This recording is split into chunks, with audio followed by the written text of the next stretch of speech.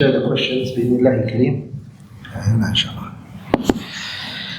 السؤال الأول لك إن شاء الله تعالى والسؤال الثاني سؤال إن شاء الله تعالى. The first question is, in this era of gadgets, Sheikh, how do we balance games and our kids and completely stopping,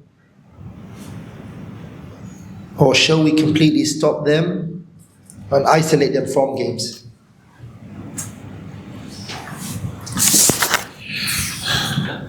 The issue is about the video games, to isolate them from the video games. Okay, if you isolate them from the video games, where are you as a father? For example, I have a son, 14 years old, 15 years old, 10 years old. I tell them, khalas, no PlayStation, no iPad, nothing. Okay, and I'm outside. Then your children fight at home, or they try to cheat and they try to escape the house, or these brothers, sisters, before isolating your children from the media or the video games, think how to fill the gap. This is very important. And it is not only the Quran. For sure, the Quran is very important. The Tarbiyah Islami is very important. But also the other things which are useful, maybe sport. Okay, you take them and walk, or maybe you keep these things at home. You make, if you have extra room, you keep this room as a gym. Do the things at home. Provide these things for your children at home. So this is very important, the replacement. Where, when you stop and they listen, okay, khalas. Okay, no video games, no social media. Then what? Do you think that your children they keep their eyes on the books 24 hours? They will memorize Quran, they will read the hadith, and they will read the books of the scholars? If they do this, okay, alhamdulillah. But not all of us. Look at yourself. Are you all doing that? Because sometimes, okay, I tell my son, khalas, no mobile, no video game, nothing. Okay, but I have 2-3 mobiles, 24 hours. I don't leave the mobiles. It is halal for me, it is haram for my children. So, my advice is to be practical. Okay, think how to fill the gaps in the life of your children. Okay, the issue is not only the Quran, for sure. The Quran is enough and more than enough. But subhanAllah, sometimes you notice your children, they are not toward the Quran. You can notice your children, maybe one of them, mashallah, memorizing the Quran at the age of 15, the other one at the age of 18, and one of them until now he's not memorizing the Quran. Why? Does this mean he hates the Quran? Astaghfirullah, never. He doesn't hate the Quran, but they are different. Okay, and the other thing, should I provide these things for them from the beginning? Why are you providing the mobile, the iPad and these things for your children? I should not buy them, wallahi, because the colleagues, because we have a rule that because for example, if I have 2 daughters, the first daughter I bought the mobile at the age of 10. So khalas, it is compulsory for the second daughter, I have to buy the mobile at the age of 10. From where this rule? Sheikh Abdulrahman mentioned the hadith, al-adl bayna al-awlad, justice, and you have to be fair. Okay, but if it was wrong, why should I keep it? So we should be careful and we should be aware. When you give also the mobile and these things, you should keep your eyes open 24 hours. Be careful. And also, pay money for that. For example, if you are giving your children the mobile, or there are applications or certain things when you pay, for example, every month 1 dinar, 2 dinars, whatever, to stop the ads. Some people, they don't pay anything. I don't want to pay anything. Okay, but there are wrong things, dangerous things coming to your children. No, I don't pay. Okay, take the mobiles from them if you are not protecting them from these dangerous things. So the advice is, number one, when you give them, you should be aware. Is it a good age for them to give them? or not. Number two, the internet. Be careful from the internet, because you know what is the secret there. If you stop the internet, خلاص you'll find your children not with the mobile, not with the video games anymore. Why? Because it is boring. خلاص, let them play with that maybe for 5 minutes, 10 minutes, then to stop that.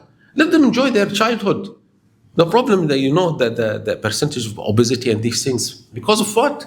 Because of this life. They are sitting in front of the laptop or the iPad. They are not moving. They are not enjoying their life. Allah. And the next question, inshallah ta'ala, is how can we advise our kids when we notice them lying? So when the child lies, and you know he's lying, the way to deal with it is you say, if you tell me the truth, I won't punish you. Even if it's something wrong you did. So if you tell me the truth and you're honest about it, I will not punish you. But if you lie to me, there's a consequences for it. Now, the issue isn't what you've done. Because why sometimes a child would lie is because he knows that you're going to do something to him. So he feels the way to get out of what you're going to do to him is to lie. So you teach him that that necessarily won't happen. So you tell me the truth, I won't punish you. And if you lie, there's going to be consequences, even if what you did was wrong. So when he tells you the truth, even if it's bad, you just advise him and you don't punish him because of it. Over time, the child will realize that there's no need to lie. And so there's causes of why children lie. Children lie sometimes because they see that you sometimes punish them when they tell you the truth. And when they lie to you, you don't do anything to them. So if that works few times, he will start lying as he feels that's the only way out of the situation. So I think that's one way to, and there's other possibilities and things to do, inshallah ta'ala.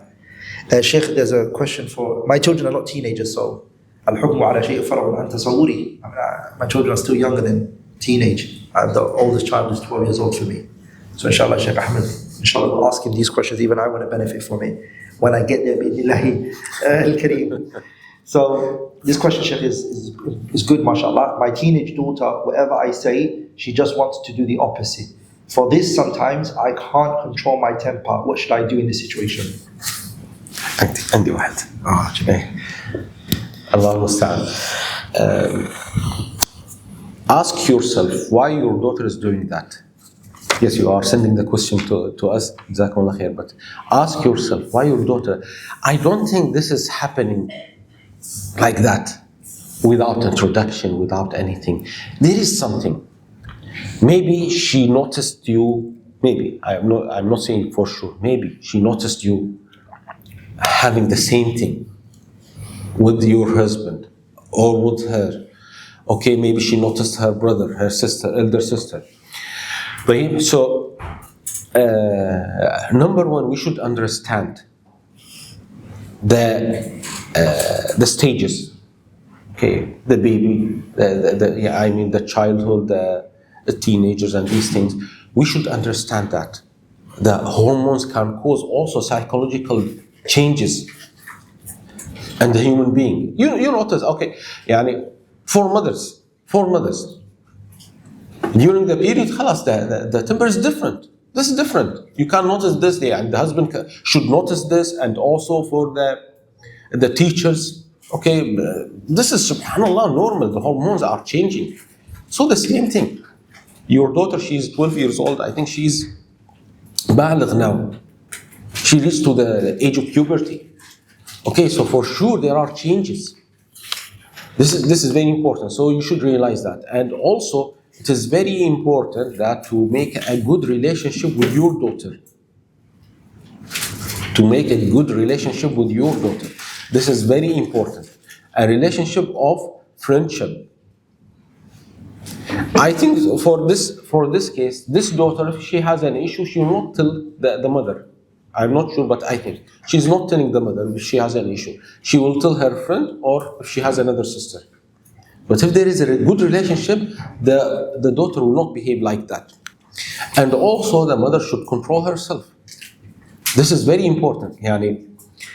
Now, what is the situation? The mother is telling the daughter to do something, then the daughter doing the opposite.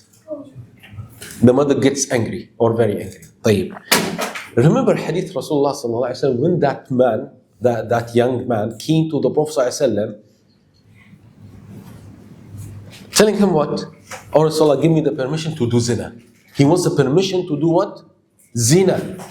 It is not to drink junk food. Zina, one of the major sins, very bad sin. The Prophet sallallahu alaihi wasallam was very calm. He was very calm. Can you imagine? Imagine if your son or your daughter asking you the same question. You will not give him the chance or her to continue the question. You are going to kill your daughter. So where is the problem here? So, always I am saying the issue is with us before our children. I think I mentioned this in one of my lectures. One of the brothers, not Kuwait, but he is visiting Kuwait. So one time during the lunch, I told him from a book, and I did this lecture maybe many times. 10 red lines, red signals, which means these 10 points you should not do. So during taking the lunch, I mentioned all of these 10 points. He said, Sheikh Ahmed, as if you live with us. All the 10 mistakes he's doing as a father. So, before think about raising the children, raise yourself. So again, back to the point. This girl, she is doing the opposite. Why? Maybe the mother is not giving the chance for this girl to show her opinion. You should dress this color. You should dress this way. Okay. No freedom. Okay, if she is within the halal, why you are not giving the freedom for your daughter? So you should give some mothers for an older age, they are controlling everything, what to eat, what to dress. Give the chance for your daughter to choose. Khalas. Let her build her personality, help her to have a strong personality. Again, if it is not haram. So be calm. You should control your anger. This is wrong to show your anger. If she makes the opposite, be soft. As we mentioned the hadith of Rasulullah sallallahu alaihi wasallam, he was calm, come close, and he gave him the security, everything. Then he made a dua for this man, and you make the dua for your daughter, and inshallah she will be better. But my advice, don't be like a rival for your son or your daughter. Okay, he's shouting and you are shouting, or she's shouting and you are shouting. You notice this, then this is wrong. Okay, the girl now, she's maybe taller than the mother. She's shouting and the mother shouting. Then what? Both of them will be losing. The mother and the daughter. You are losing your daughter, and the daughter is losing the reward from Allah subhanahu wa ta'ala. So think carefully. Every time you are doing the same, you tell your daughter to do something, she's doing the opposite, you are shouting. Today, tomorrow, after tomorrow. Then what? Think how to attract your daughter, to be a friend of your daughter. Allahu musta'an. And another question is, how can we deal with a lazy kid, and what are the advices that you can give? There's many steps that can be taken. One of them is you yourself to be engaged with what the child is doing. So when you realize that a child is not pulling his own weight, if you get involved yourself and say, listen, you can't do it by yourself, how about we do it together? And you sit some time, if you have it, where you get involved in doing it with your child, you find that he'll enjoy himself and he would benefit from it. Because sometimes it's about not knowing what to do and how to do it, and showing the person, setting an example can sometimes be the preventative factor. You're maybe Or it could be that you just dump it on that person and that child can't carry it himself. Because, as the Shaykh mentioned, the ability of people are different. Some people, they find it very easy to maneuver and do things. But some children are not like that. They need help. So it's not a problem. I'll show you. And I will guide you in how to do it. But as time goes on, you need to learn how to do it yourself. So there is, of course, dealings with different people in different ways. You cannot brush every person with the same brush. You cannot paint everybody with the same brush. You need to look at every child, as I said before, case by case. And Allah subhanahu wa ta'ala, that's how He made us different. Some people's, mashallah, brain and their efficiency and their ability to grasp information is very high, and some don't. And that's why in university in the UK I studied linguistics. So one of the things that they teach us is receptive skills and productive skills. Receptive skills and productive skills. They say language, when you're learning a language, a lot of people have a high level of receptive skills, meaning they understand. Maybe they will be in Kuwait for so long, they never ever managed to learn Arabic. So when they hear a Kuwaiti speaking, he understands everything he's saying. He understands everything that he's uttering. But he doesn't have the productive skills, he can't produce. So some children, what happens is their receptive skills is good, but the productive skills is very bad. And some children, they're producing something, but their ability to take in things is very little. So what they're producing is little. So you need to study where the problem is coming from. You need to study where. So if it is the lack of knowing how to do it, or if it is he knows how to do it, but he's choosing not to do it, it's a different. So when the person asks the question, they say lazy, both situations can be referred to as lazy. But which one is it? So identifying the problem is very important. And I, mashallah, I have a lot of kids, so I see my kids, they're not all the same. And I try my best not to brush them all with the same paint. I just say each person, we need to learn how their learning skills is. And me as a kid, I remember when I was in school, I used to find it learning I used to find it quite hard. I used to find it hard. When I grew older, I took a 7 months course where I took time out to learn how to study.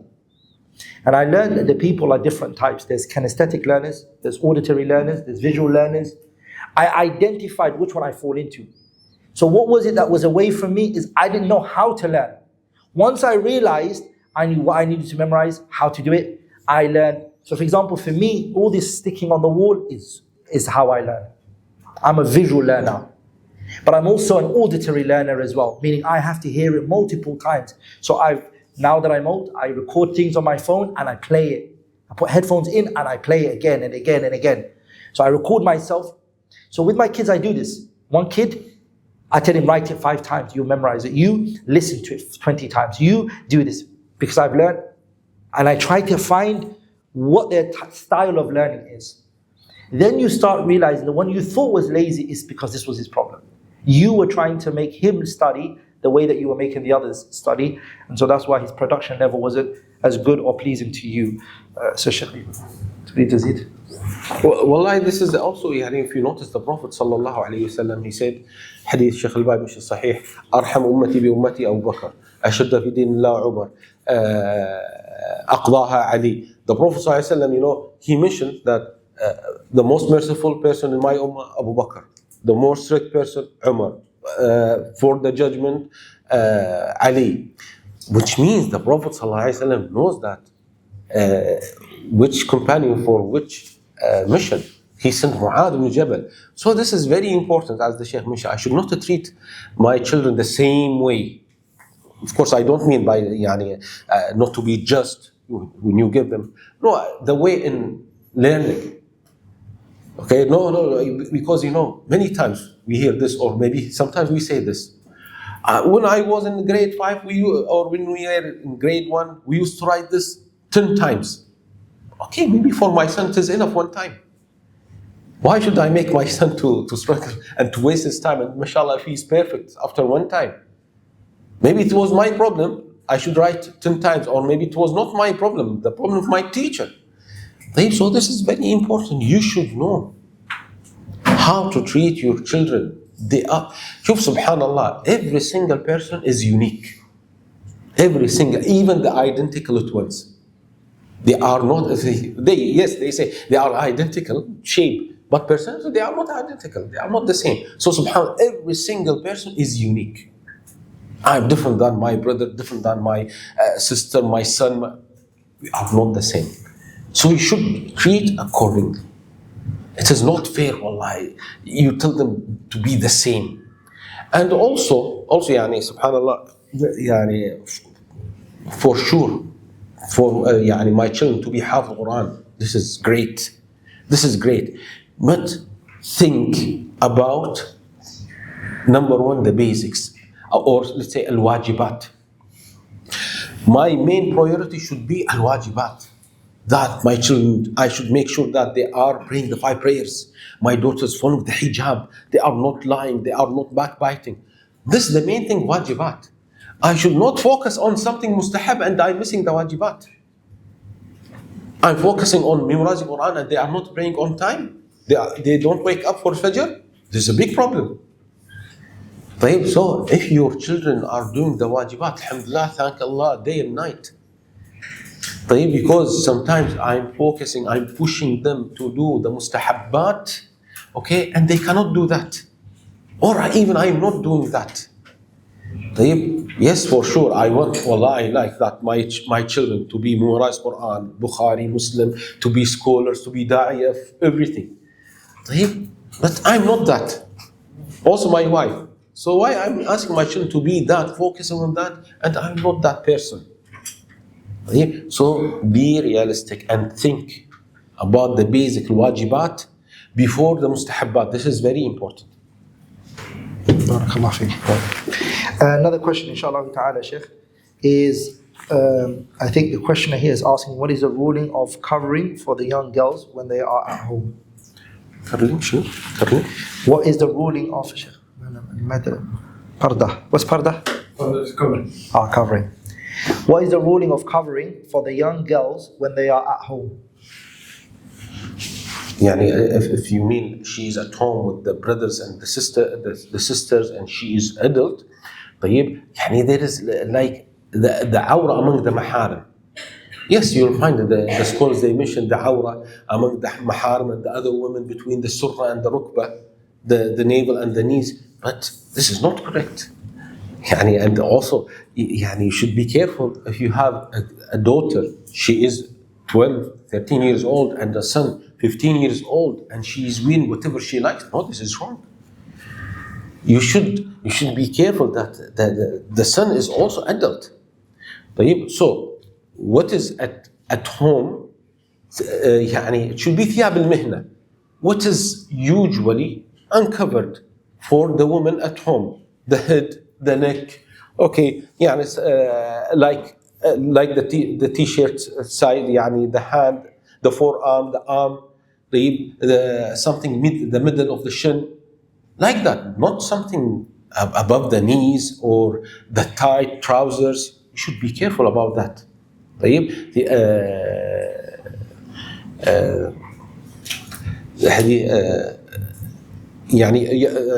is a hadith, the woman said, "Yarani fudla." Fudla means the dress of the woman at home.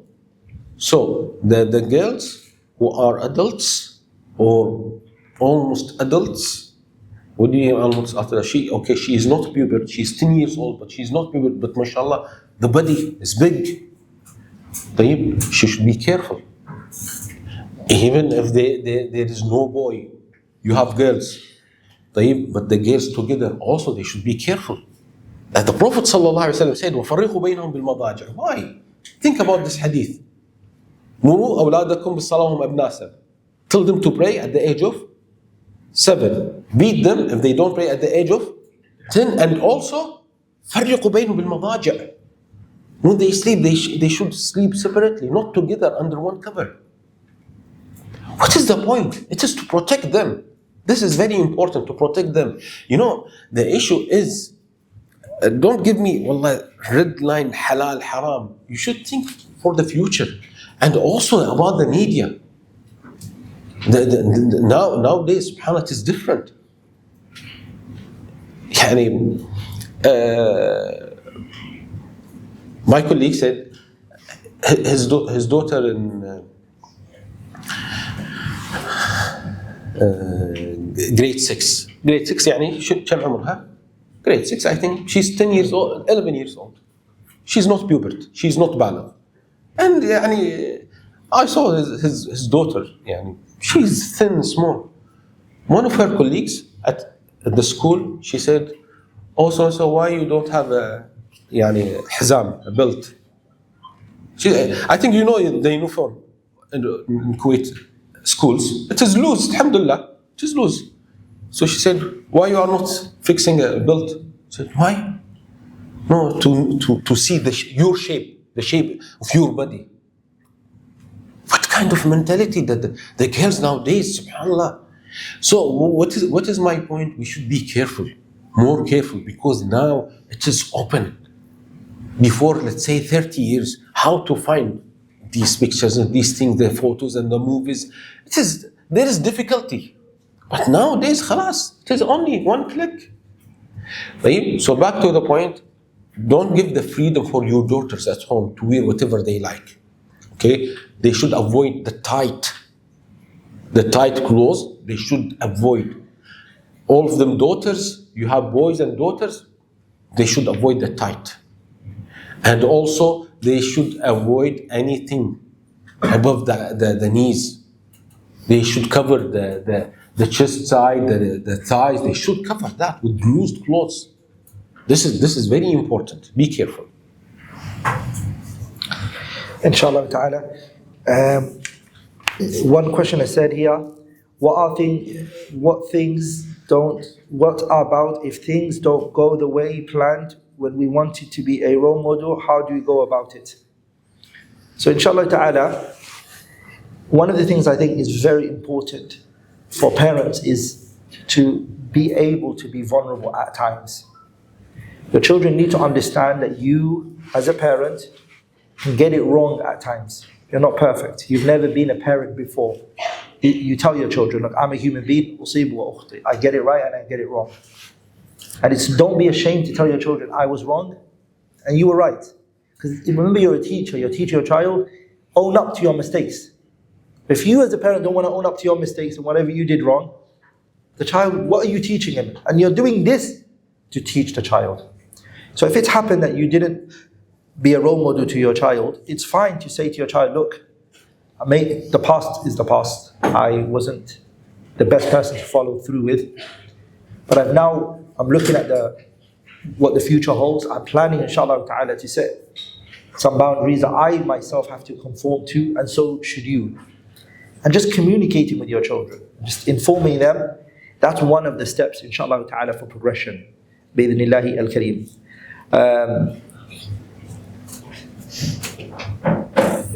If Sheikh Ahmed can add something to that. Things didn't go the way planned about being a role model because they were busy with health, time, school, work. The issue is teach your children. I'm not the same question. It is the same question. Okay, the same previous question. What I like to add. Make sure that you are repeating again and again. The reference is not me as a father or a mother. Your reference is the Sunnah of Rasulullah sallallahu alaihi wasallam. Because one of the mistakes, always you are talking to your children about yourself. When I was in the school, when I memorized Quran, when I did. So keeping in their mind, who is the role model? Me. No, the role model is Rasulullah sallallahu alaihi wasallam. لقد كان لكم في رسول الله أسوة حسنة. خلاص, because he is معصوم, sinless, عليه الصلاة والسلام. And what about me? Full of sins. So they follow your mistakes also. So then you'll find the issue. Then you'll find the issue with what? That your children will judge you. You did this, you did that. Or they will follow your mistakes even without you know that. So when you teach them that the reference, you mention Rasul sallallahu alaihi wasallam. You mention, for example, Nuh. The other prophets alayhim salatu wasalam. All of them are role models alayhim salatu wasalam. You give them a story from the Sahaba. So خلاص. يعني for example, when you come to the issue of صدق, truthfulness, you mention the story of Ka'b Malik. When you speak about al-kadhib, don't lie. You mention hadith Abdullah ibn Amr when his mother called him, تعال أعطيك, come, I'm going to give you. She showed some pieces of dates. The Prophet ﷺ said, if you don't give dates, it will be a lie. It will be written as a lie. So when the Prophet ﷺ is the reference, خلاص. Your reference is perfect. But when the reference is me, always when I talk with my children, me and your mom, me and your mom, me and your mom, and we have full mistakes, طيب, then you will struggle. طيب, and also يعني, the plan, we plan many things, but it is only Allah's plan. Yes, I plan that I want my children to join this school. They will memorize Quran at the age of 15. They will do this. They will join this college. But it doesn't happen. Or when it happens, maybe 90%, 80% it differs. But it is Allah's plan, always. Sheikh, the majority of the questions, Sheikh, they're now teenage, so inshallah ta'ala we're gonna... الشيخ أنا موجود هنا. والله لا لا أنا قاعد أتكلم أكثر منك. لا والله لازم شيخ.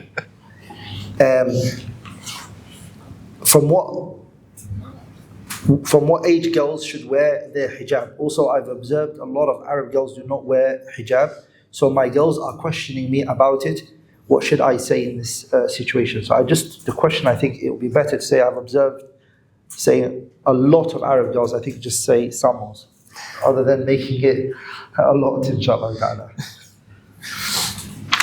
والله يعني again, شوف, for sure the wajib is at the age of puberty. Hijab, يعني the wajibat on the girl herself at the age of puberty. She has to pray, she has to wear hijab, she has to fast Ramadan, to give zakah. If she has money in her account, she has to give zakah. If she has money, she has to do hajj. This is from her side. But from my side, as a father, I mean from the parents, no. From the age of 7, you have to pray. This is from my side. You pray. At the age of 10, she is not praying. I beat her. For the ribun, the Prophet ﷺ said. So we should notice this. Something from her side. Yeah, for example, if she doesn't have hijab and she's 12 years old, she is not puber, she's not. This is not a sin. But come to my side. Come to my side. The issue is, if you are waiting, because this is what I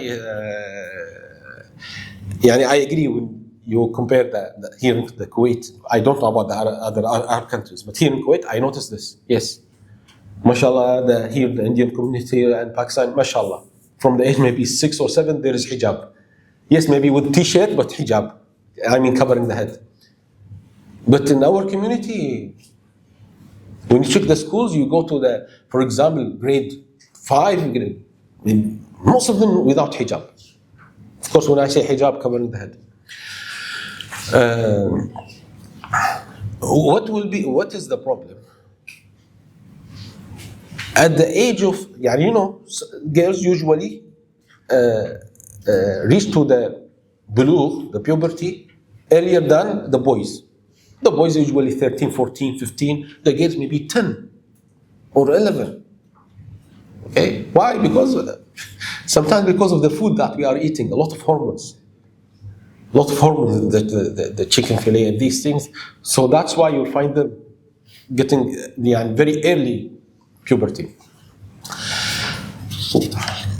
Some people think, many people here, mentality among our society, okay, no, she is still a child at the age of puberty, we tell her to wear hijab. Which means, oh mom, I see the blood today. Yalla, you wear hijab today. So do you think that the girls will accept that? There are some girls don't accept that. Why? Because yesterday I went to the school with my hair, mashallah, combed and everything with the makeup. And the next day I should go without makeup and with hijab? Sorry. Let's delay that for next year. Astaghfirullah, but now haram. Haram. So we should train them from which age? Okay, يعني from the Sunnah, Allahu Alam, we don't have an age, but it is a clue that the Prophet ﷺ told us to tell them to wear hijab, to pray at the age of 7, and to beat them at the age of 10. So let's take this as a time for the hijab. You train them gradually. So you start 5 minutes.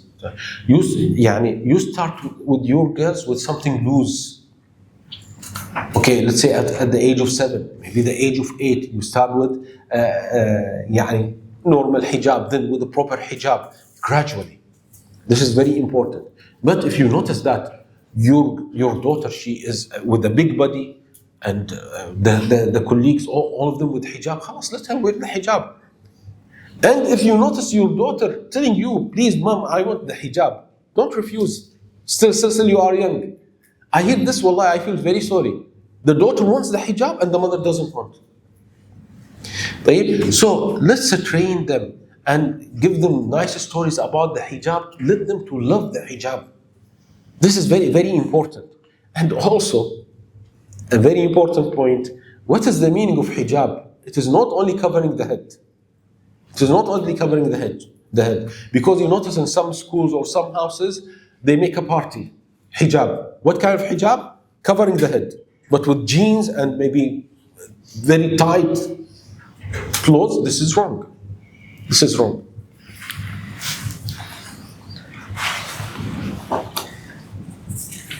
How to make a child who's reached age of puberty responsible about salah.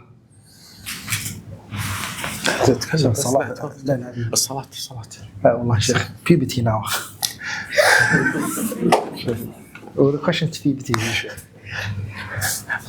Again, the same issue. The Prophet ﷺ said, "Muruhum, tell them to pray at the age of 7, beat them at the age of 10.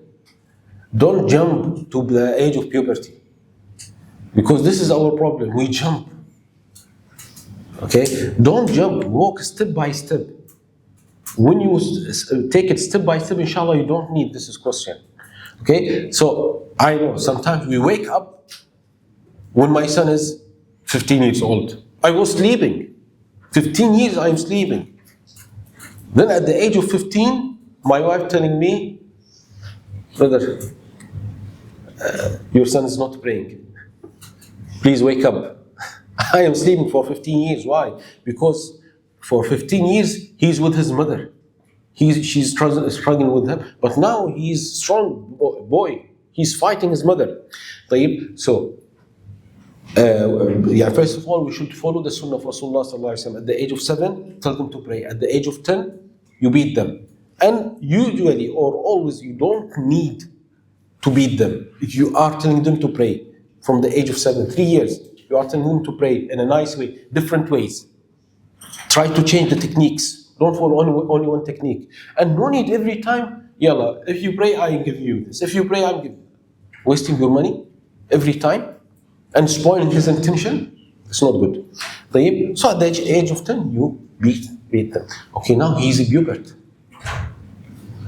Okay, so I beat him at this age, mushkil. This is the problem.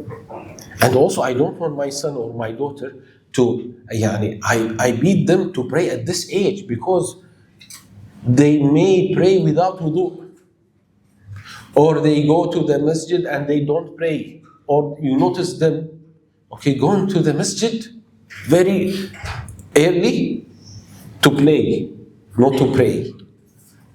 Okay, you notice in the masajid, mashallah, football field, they play football. Then at the time of ruku', they run to catch the rak'ah. Okay, and this is good if they pray, but sometimes they don't pray. When you are strict with them, think how to protect them. Think how to protect them, because sometimes I'm very strict with them. You have to go and pray in the masjid. Sorry to say, but sometimes you need to compromise. Sometimes you need to compromise. If you notice that your son is resisting you, he's not coming to the masjid. He's 17 years old. You want to pray at home? Yeah, you pray at home. But alhamdulillah, at least you are praying. What to do? You need to compromise. Sometimes, why? For a bigger benefit. Of course, I don't mean to compromise from the first moment. You should try. So this is very important. Now your son is old, your daughter is old. Okay, they are 17, they are 20, they are employees. Try to be wise. You should weigh the benefits and the losses. And you should follow what has more benefit and less loss. Last question, inshallah. How to manage attention-seeking behavior in kids. Every relationship, whether it be a spouse, children, they say that every relationship is built on 3 A's. By the way, I'm not claiming that I follow this, okay, as a disclaimer, but I think every relationship is based on 3 A's, okay? Appreciation, affection, and attention. Any relationship that's healthily built on those 3 A's will prosper, whether it be spouses, wife and husband, or it be children and the parents, or parents with their children. If you're giving your child enough attention that he needs, appreciation and affection, that child will grow healthy in his emotions, and when he grows up, inshallah ta'ala, he's not going to need to look for it elsewhere. If you're not giving it, then there's always other places that will be willing to give it to them. And if it's a girl and you've not given, as a father, those 3 A's, appreciation, affection, and attention, they might look for it in the wrong places. And when they do look for it in the wrong places, those other people have ulterior motives. So you don't know what they can do with it. So inshallah ta'ala, if your child is seeking attention, maybe he is dehydrating. Give him the attention that he or she is asking for. Inshallah ta'ala, in a healthy way. Barakallahu feekum wa jazakumullah khairan. Shaykh Ahmed, nas'alullah yarfa'a qadrak wa yu'di sha'nak. And may Allah add it to your mizan of hasanat yawm al-qiyamah. May Allah bless you all, inshallah ta'ala, for coming. And I ask Allah subhanahu wa ta'ala to bless Hikmah for inviting us today, giving us this opportunity to share some benefits with you all. And I hope this is not the last of many to come, inshallah. I hope this is many more to come, inshallah ta'ala. And barakallahu feekum wa jazakumullah khairan. Subhanakallahumma wa bihamdika ashhadu an la ilaha illa anta astaghfiruka wa atubu ilayk.